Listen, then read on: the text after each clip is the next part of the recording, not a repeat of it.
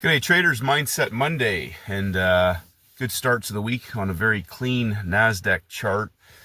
Today we're going to talk about a couple things. I'm going to answer some questions later today. I'm going to do a technical video, and I want to enforce to traders that this is an FOMC week and a non-farm payrolls week.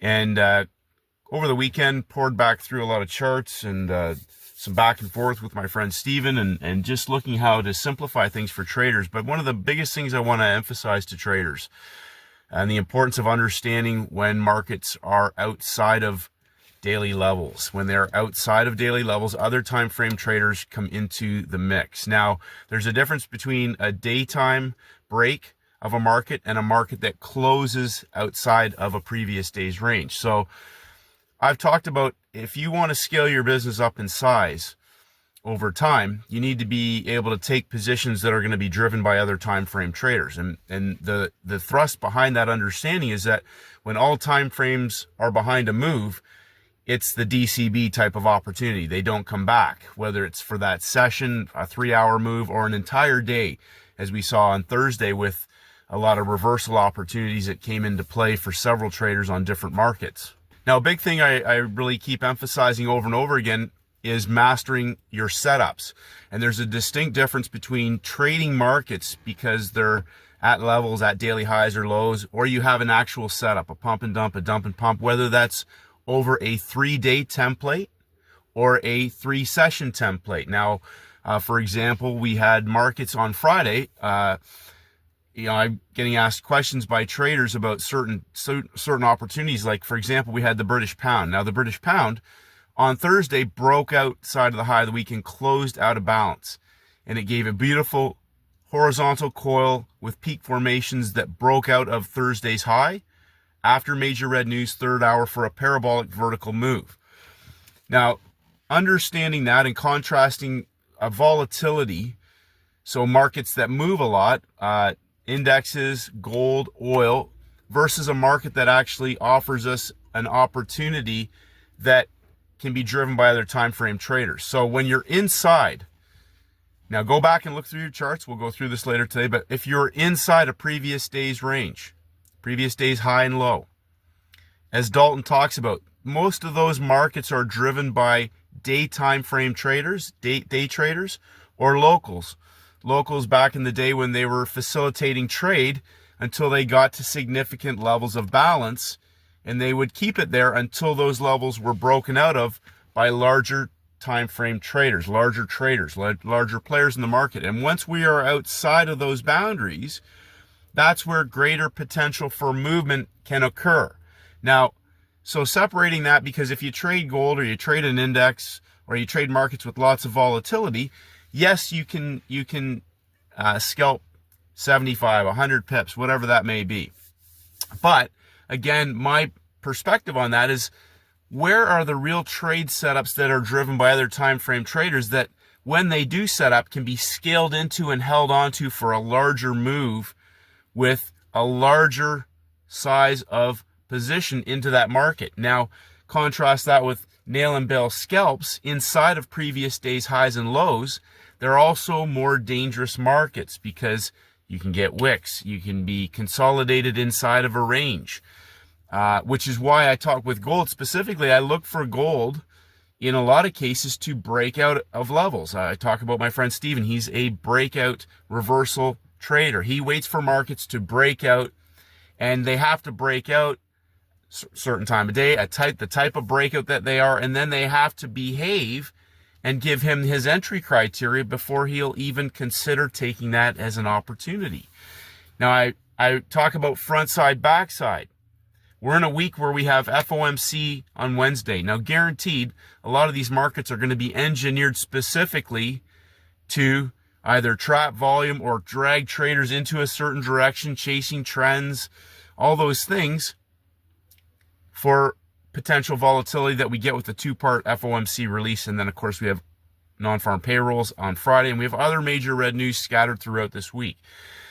So when we talk about third-hour trades, then another thing that traders should consider if they're looking at oil, gold, and indexes is that those markets open up an hour later. There's an hour gap at the rollover. They open up an hour later, which means their 4-hour rollover time typically will be starting at 10 a.m. So often we'll see third-hour trades that can break daily high or low levels, which trigger other time frame traders into the market, 4-hour, hourly. And by that point, you have all time frames involved, especially if they've broken a high or low of day level, which is why we can see potentially large explosive moves as we saw last Thursday once markets go out of balance, because those opportunities are going to be driven by other time frame traders. So thinking about this, heading into the Fed, and understanding, again, emphasizing setups. That NASDAQ is a textbook chart of a pump and dump, as was oil on Friday. We had a first red day opportunity, third hour today on oil after a first red day close. And Thursday's close of oil was a market that closed outside of the range. Again, a breakout. Closed as a first red day. The market broke the low of day levels, pulled back inside, broke down first hour, consolidated second hour, third hour opens. When I say third hour, we're talking 8 a.m. to 9 a.m. gave a death candle. 9 a.m. is the open of the oil market. It pumped back up inside and consolidated underneath of closing price. And we had a nice little 2-bar engulfment into the beginning of the third hour for a market that breaks down now and potentially is going to hit a range expansion target. It may or may not. It's already gone 50 pips, 50, 75 pips. So know your setups. And I'm saying this in repetition because traders are still getting caught chasing movement inside of days highs and lows. And if you're doing that, remember, you're trading inside of a previous day's trading range. That is not the same as when a market breaks out.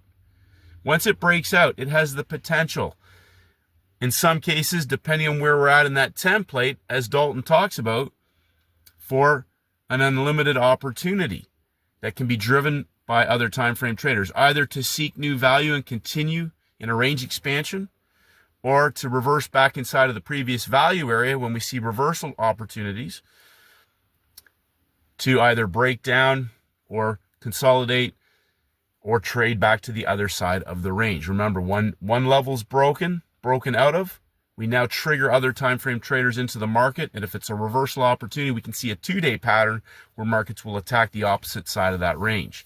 Where is the money? So know exactly what your setups are. On the front side of the week, we can see markets that break out and stay in breakout. And that can set up a pump and dump or a dump and pump over the larger 3-day template. I'll repeat that again. On the front side, we can look for markets that break out and close broken out. And that can set us up for a backside opportunity if indeed that market does set up in a template like that. So make sure you're not just selling highs and buying lows and scalping and catching pips, unless that is your playbook best trade setups and that's what you execute repeatedly and you can scale them up in size.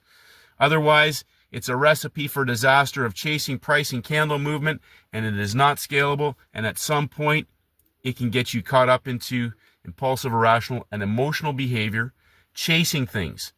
Trade specific setups that are money-making 90-10 opportunities. That eliminates out impatience. It eliminates out the guesswork.